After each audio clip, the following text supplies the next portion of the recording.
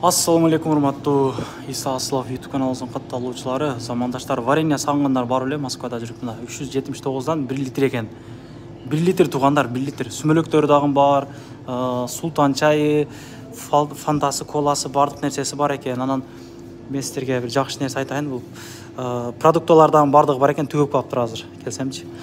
Анан тойбостун бардык түрү, бардык кылы 260тан экен. Копченый дейсиңерби, майлуу, коюк. Анан биякта эттери дагы бар экен.